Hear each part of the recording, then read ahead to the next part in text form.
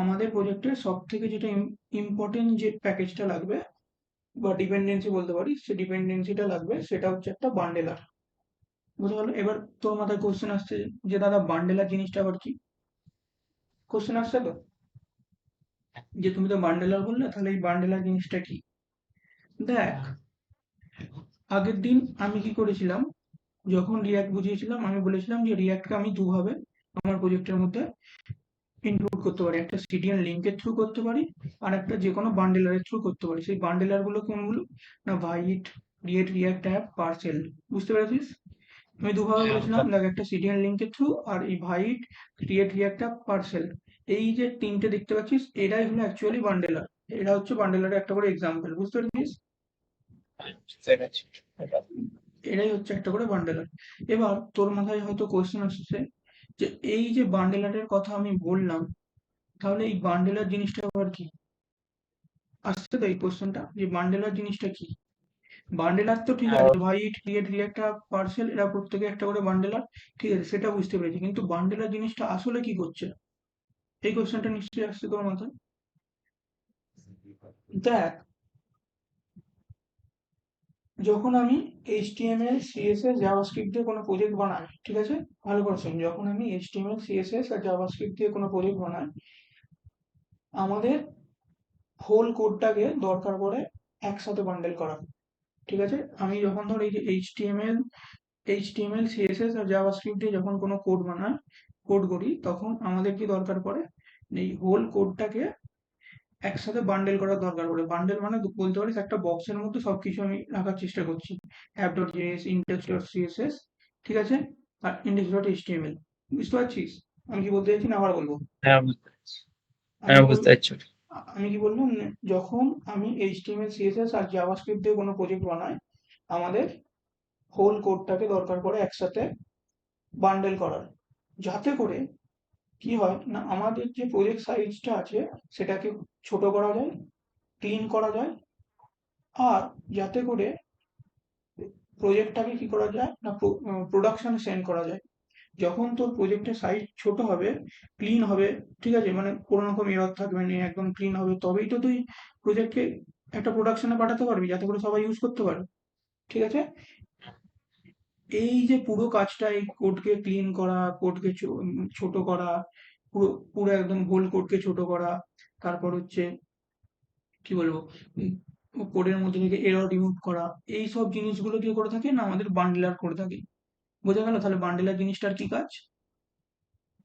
বুঝতে পারলাম আমি তোকে? হ্যাঁ। তাহলে বান্ডেলার জিনিসটা কি করছে না, বান্ডেলার জিনিসটা হচ্ছে তুই যে কোডটা করেছিস এই HTML, CSS, জাভাস্ক্রিপ্ট দিয়ে, সেটাকে জাস্ট বান্ডেল করছে।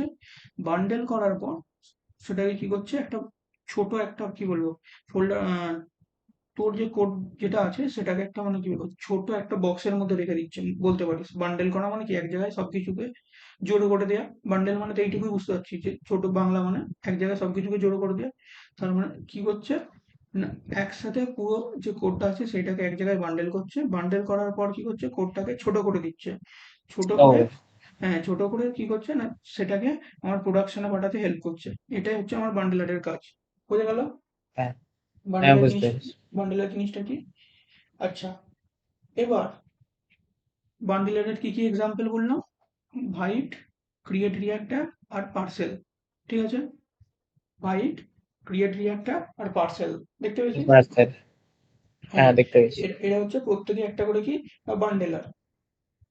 আচ্ছা, এবার আমি আমার প্রজেক্টের জন্য আমি একটা রিয়াক্টের প্রজেক্ট ক্রিয়েট করতে চাইছি, যার জন্য আমার একটা বান্ডেলারের দরকার। তো আমাকে এই তিনটের মধ্যে যে কোনো একটাকে নামাতে হবে, তার মানে বুঝতে পারছিস, যেহেতু এই তিনটে বান্ডেলার আর আমি চাইছি আমি একটা রিয়াক্টিভ প্রজেক্ট বানাতে, তো তাহলে আমার কি হবে, আমার একটা বান্ডেলারের দরকার। হ্যাঁ, তাহলে আমি কি নামাবো, যে কোনো একটা বান্ডেলারকে এখান থেকে নামাবো। ভালো। আমি ধর নামাতে চাইছি পার্সেলকে। ঠিক আছে, তাহলে এবার এই যে পার্সেল বান্ডেলারটা আছে, এইটাকে কিভাবে নামাবো? না, আমি পার্সেলকে যদি করতে চাই, নিজের প্রজেক্টে নামাতে চাই, তাহলে আমাকে একটা কমান্ড লিখতে হবে। সেটা হলো npm i -d parcel, npm i -d parcel. এবার দেখ এখানে, এবার হয়তো তুই বুঝতে পারবি কেন এখানে npm জিনিসটা লিখেছি। আমি যখন আগের বারে তোকে এখানে বুঝাচ্ছিলাম যে npm টা একটা প্যাকেজ, বুঝেছিলাম তো npm টা একটা রেপোজিটরি, যেই এটা রেপোজিটরির বল। হ্যাঁ রেপোজিটরির মধ্যে আমার কি আছে না পার্সেলকে হোস্ট করা আছে। ঠিক আছে, পার্সেলকে তার কার কার মধ্যে হোস্ট করা আছে, এই যে রেপোজিটরিটা বললাম তার মধ্যে হোস্ট করা আছে। বুঝতে পারছিস, এই যে রেপোজিটরিটা আমি বললাম, হ্যাঁ, বুঝতে এই পেরেছি। এই রেপোজিটরির মধ্যে আমার পার্সেলকে হোস্ট করা আছে। এবার আমি কি চাইছি না আমার পার্সেলকে নামাতে হবে, পার্সেলকে আমি আমার প্রজেক্টের মধ্যে নামাতে চাইছি। দেখ ভালো করে, এই রেপোজিটরির মধ্যে আমার আছে পার্সেল, আমি আমার ধরে নে এটা আমার প্রজেক্ট। ঠিক আছে, আমি চাইছি এইখান থেকে এই যে রেপোজিটরি আছে এই রেপোজিটরি থেকে পার্সেলকে আমার প্রজেক্টে নামাবো। তখন আমি যে কমেন্টটা লিখছি সেটা হলো npm i minus D parcel, মানে npm থেকে আমি ইনস্টল করছি পার্সেলকে। বুঝতে পারলি? হ্যাঁ, একদম বুঝতে কনসেপ্ট, পেরেছি। কনসেপ্টটা ক্লিয়ার হয়েছে এবার? হ্যাঁ, আচ্ছা, এবার তোর মাথায় একটা কোশ্চেন আসছে যে দাদা এখানে এইখানে মাইনাস ডি কেন লিখছি। দেখবি এখানেও আমি সেম জিনিসটা লিখেছি, মাইনাস ডি। এই মাইনাস ডি জিনিসটা কি, এই কোশ্চেনটা এবার তোর মাথায় এসেছে, এই মাইনাস ডি জিনিসটা লেখার মানে কি? কোশ্চেনটা আসছে তো তোর হ্যাঁ, মাথায়? দেখ, হ্যাঁ, এক সেকেন্ড দাঁড়া। দেখ, আমি এখানে লিখেছি npm i মাইনাস ডি। মাথায় রাখবি আমাদের প্রজেক্টে দু ধরনের ডিপেন্ডেন্সি আছে, দু ধরনের ডিপেন্ডেন্সি আমাদের প্রজেক্টের মধ্যে আছে। একটা হচ্ছে নর্মাল ডিপেন্ডেন্সি ডিইপি লিখছি, আর একটা হচ্ছে, প্রথমেরটা হচ্ছে নর্মাল ডিপেন্ডেন্সি আর আরেকটা হচ্ছে ডেপ ডিপেন্ডেন্সি।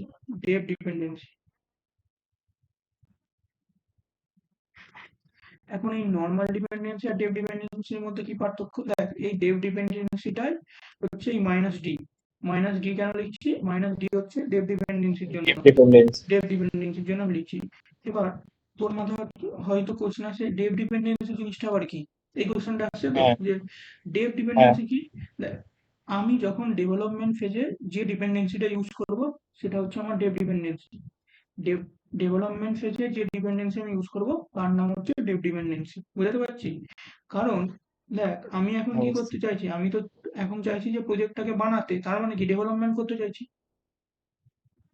হুম, আমি কি চাইছি, আমি তো চাইছি যে প্রজেক্টকে বানাতে, তার জন্য কি লাগবে, সেই জন্য তো পার্সেলকে নামাচ্ছি আমার প্রজেক্টটাকে, রিয়াক্টের হ্যাঁ, প্রজেক্টটাকে তৈরি করবো বলে। তার মানে কি আমি ডেভেলপমেন্ট করতে চাইছি আমার হ্যাঁ, প্রজেক্টকে। তাহলে তখন যে ডিপেন্ডেন্সিটা লাগবে ডেভেলপমেন্ট ফেজে, যে ডিপেন্ডেন্সি সেটা হচ্ছে ডেভ ডিপেন্ডেন্সি, সেই কারণের জন্য মাইনাস ডি লিখেছি। বুঝতে পেরেছিস? হ্যাঁ, বুঝতে পেরেছি। আচ্ছা, এবার এখানে দেখ লিখেছি npm i। আইটা কি জন্য, আইটা হচ্ছে ইনস্টল, তুই এখানে npm ইনস্টল মাইনাস ডি পার্সেলও লিখতে পারিস। আবার ইনস্টলের পরিবর্তে ইনস্টলকে শর্টে বোঝানোর জন্য আমি লিখেছি npm i। বোঝা গেল npm i কি জিনিসটা, কি ইনস্টলের যা শর্ট ফর্ম হচ্ছে i। বোঝা গেল npm i কি? বুঝে গেছি। আচ্ছা, এবার ভালো করে দেখবি, এখন আমি এখানে npm i minus D parcel করছি, এখানে কি কি ফাইল ক্রিয়েট হচ্ছে আমাকে বলবি, ভালো করে দেখ।